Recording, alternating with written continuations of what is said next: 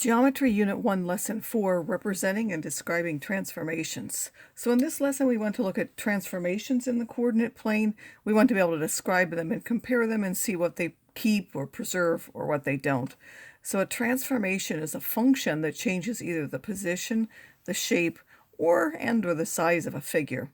So what do you put in such a function? You put a point in the function and you get out a point. So the input is a point and the output is a point.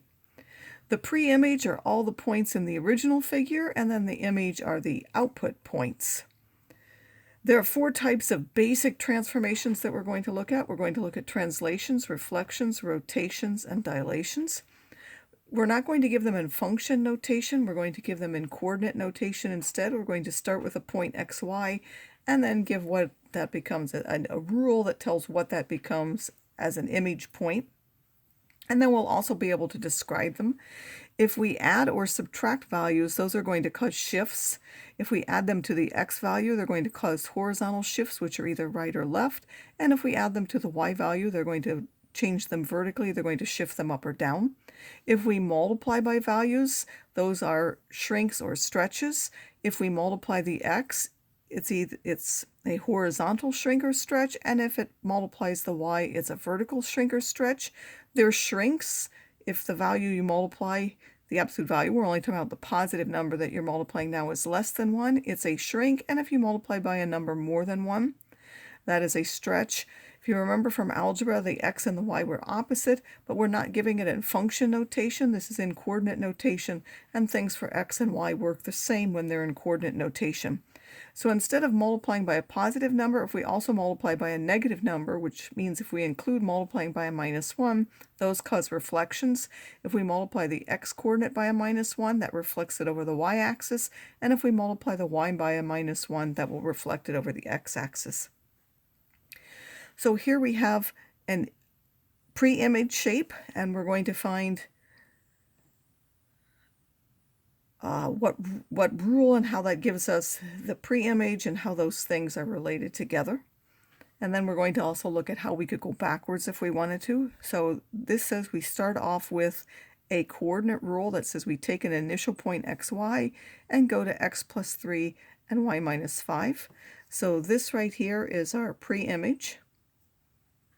And now how did I get that image shape? Well, I took each one of these preimage points, so these are -8, 8, -8, 4, -4, 8, -4, 4, and -2, 6. Those are our preimage points. If we now add 3 to each of the x-coordinates, so that would make this a -5, that would make this a -5, this would be a -1, a -1, and a +1. And then I'm going to subtract 5 from each of the y's, so this would become a 3, this would be -1, this would be 3, this would be -1, and then if I subtract 5 from that, that will be 1. And if you look, those are the coordinates of these vertices here. So -5, 3, -5, -1, -1, 3, -1, -1, and 1, 1. If we want to describe this, this shifts the pre-image 3 right and 5 down. And we can see that for each point, because if we look at one of these, we went 3 right and 5 down. If I went from here, I go 3 right and 5 down, 3 right and 5 down. If we look, that happens for each one of those vertex points, and it's true, therefore, for the whole shape. If we compare the size and the shape, we'll see that this doesn't change. They have the same size and shape. And then if we wanted to go back, how would we go back? Well, we need to now do the reverse of what we had. We would have to shift 3 left and up 5, and we could do that by taking the coordinate and subtracting now 3 from each x and adding 5 to each y, so the opposite of what we did before. Here we have another example. It says we have xy goes to 2xy, so we're going to double the value of each x and leave the y unchanged. So we're going to double the x, leave the y alone, double the x, leave the y alone, double the x, leave the y alone. Those are not graphed here. We now have 2, 4, that's one point. We have 10, 4 as another point, and then we have 2, 6, which would take us here, so that they're the same height, but the x coordinates doubled.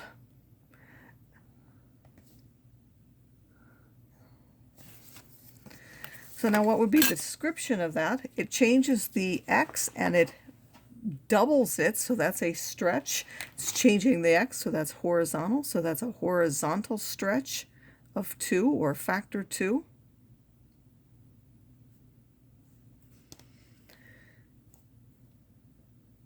If we look at the shape and the size, it's still a right triangle, but it has a different shape and size. So it did not change the fact that it's a right triangle, but it has different size and shape. The angles, except for the right angle, are different. And now if we wanted to go back again, well, we only changed the x coordinate to begin with, so we would only change the x coordinate to go back. We doubled initially, so now we would have to do the opposite of that, which would be to take a half of the x and leave the y alone. That would take us back to where we started at.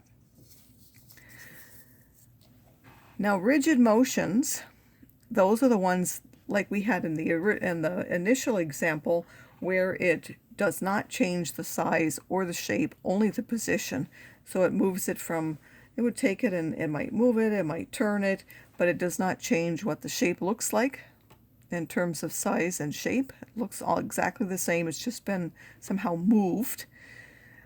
Those rigid motions, they keep all the distances or lengths the same. They keep the angles the same.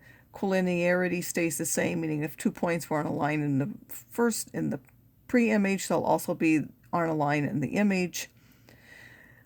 If they were parallel in the pre-image, they'll be parallel in the image. 3 types of rigid motion are translation, reflection, and rotation. Translation was like we had in the very first example, where we moved it left and right and up and down. That didn't change the orientation of the shape. It just moved it up and down, left and right. Reflections will go across. They're so-called flips. So here my thumb is on the right and now my thumb is on the left. So they will change something about it. They're either going to change the sign of one of them, or you might switch coordinates for reflections. Rotations also do similar things.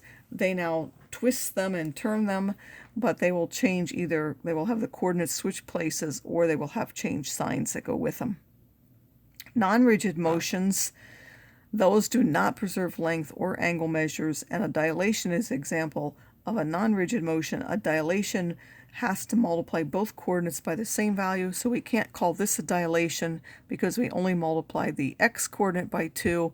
If we had multiplied 2x and 2y, that would have doubled the size. They would have gone up to here and out here, or actually this would have been to 4, would have been up farther too. It would have been farther away from the y as well. That would have been called a dilation, but since it only changed one coordinate, we can only call it a horizontal or vertical stretch. In this case, it was horizontal.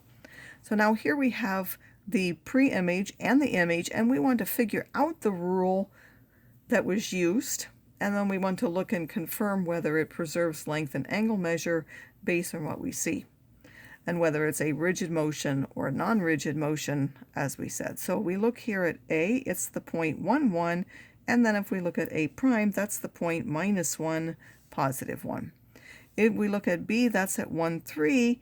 The image point is at -3, +1. If we look at C, that's 4, 3, and if we look at C prime, that's -3, +4. So now look at that for a moment and see if you can figure out what coordinate rule was used. And as I note, the points that were here, they now moved here, and the ones that were in the Y, they moved here, only they changed sign. So how would you write that now as a rule?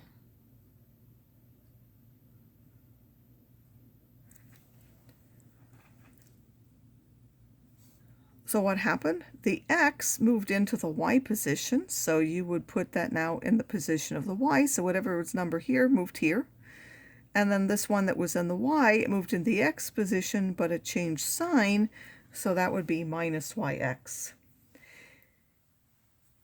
at some point you should have done transformations, and you can see that if we take around this origin here and we take and turn this shape, which I can't really do here for my things, but if I take and rotate that, that would now end up here, which is where the image is. This is now, I'm going to move here a 90-degree angle, so this is a 90-degree counterclockwise rotation around the origin, because we're going the opposite of the way the clock goes. So this is a 90-degree counterclockwise rotation around the origin. And because it's a rotation, we know that it should be rigid. So we should be able to prove that the lengths and the angles stay the same. So if we look at the original figure, that length is 2. And if we look at the image, that is also 2. If we look at BC, again, because this is horizontal and vertical, we can just count the squares. This is 1, 2, 3, and this is also 1, 2, 3. So those are both 3. AC, because it's slanted, we have to use the Pythagorean theorem for, or the distance formula, whichever way you want to look at that. This is 3 and 2. So this will be the square root of 3 squared plus 2 squared. That's now 9 plus 4, so that's the square root of 13. And if we do A prime, C prime, this is now like this. So the X direction is 2, the Y is 3. So they've switched the position, but it will still give us the square root of 13. So the lengths are preserved for the sides. If you take them and look, B is a 90-degree angle because one of its sides is vertical and one of its sides is horizontal.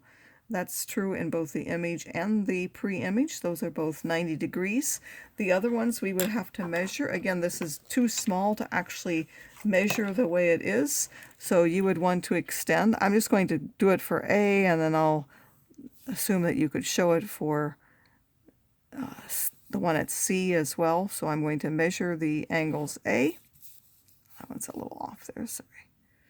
I'm just going to extend it so that I can measure it easier with my protractor. And we'll just verify what this is. Oops, sorry. So if you measure here, we are line up our side with the 0, make sure that this is at the point. And if you look at this, oops, I'm a little off there, I'm not quite at the point. Sometimes it's hard to get those quite lined up. I also can't really see very well what I'm doing. I keep hitting my head on this.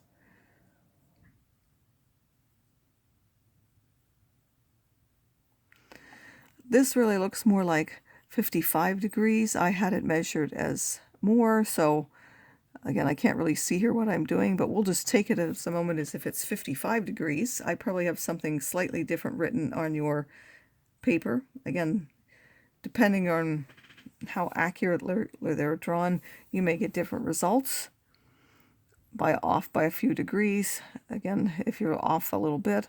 And now this one actually looks more than that. But again, I'm not sure I'm on those lines exactly, so I could be off for one of these. They should be exactly the same. This one looks more like what I had, which is 58 degrees, so I'm going to change them both to 58. They should be the same, and they really are, just I can't actually see that one well enough for my camera, otherwise I'll knock my camera over. And then if you did the same for C, so if you measure this angle, you would find that they're both 32 degrees. So let's look at another example. Here we have the pre-image up here and the image down here. Again, we can tell that because these don't have the marks on them. So that's the image, and then the pre-image, and then the image points are going to have the primes on them. If we look at the coordinates, this is the point -8, 8. This is the point -8, -8. Q is at -4, +8, and Q prime is at -4, -8. R is at -2, 6. R prime is at -2, -6. S is at -4, +4, whereas S prime is -4, -4. And T is at -8, +4, and the image T prime is at -8, -4.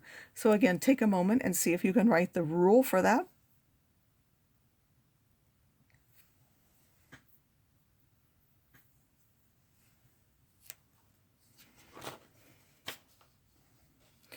So first of all, you'll notice that these x's did not change.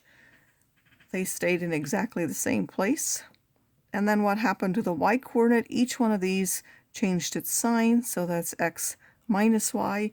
And if we were to describe this, this point was reflected. It was 4 above, is now 4 below. This was 8 above, that's now 8 below. So this is a reflection across the x-axis.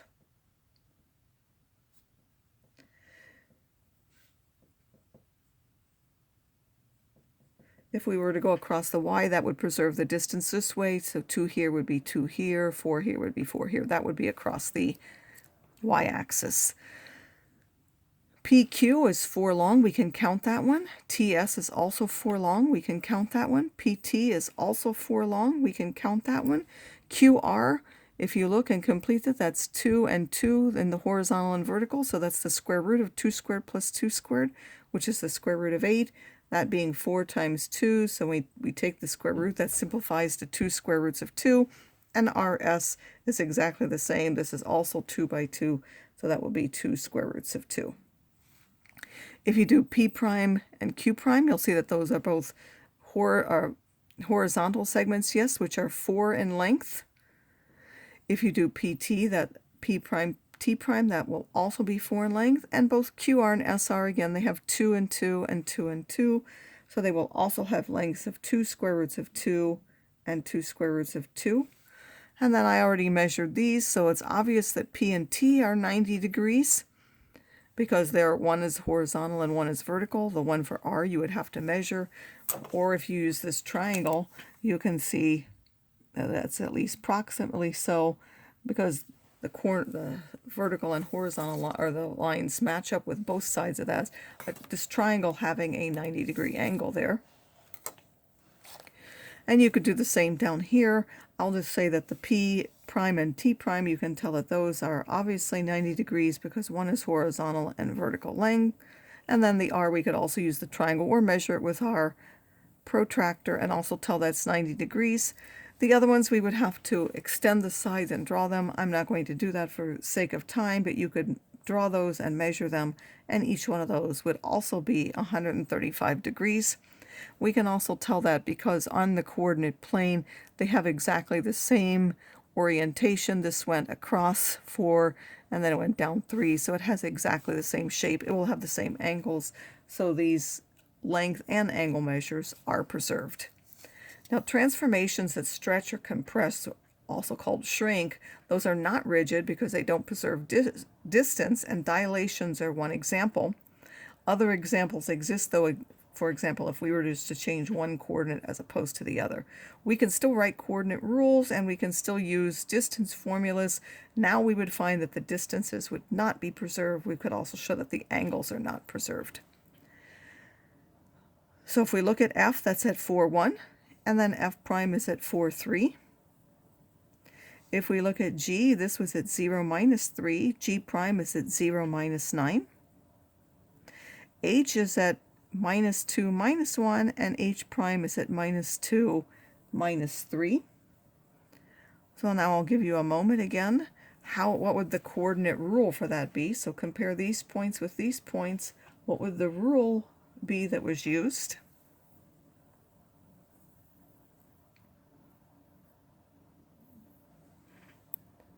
And you'll notice that the x's stayed the same, but the y values were tripled. We multiplied this by 3, we multiplied this by 3, we multiplied this by 3, so that's 3y. So that would be a vertical stretch of factor 3.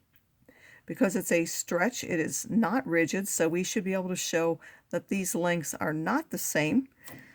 If we look at FH, this is now 2 across this way and 6 that way.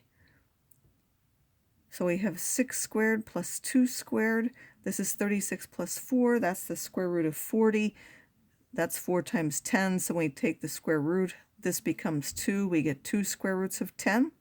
And if we look at F prime, H prime, this is now up 3, and another 3 is 6, and it also goes over 6. So now that would be the square root of 6 squared plus 6 squared.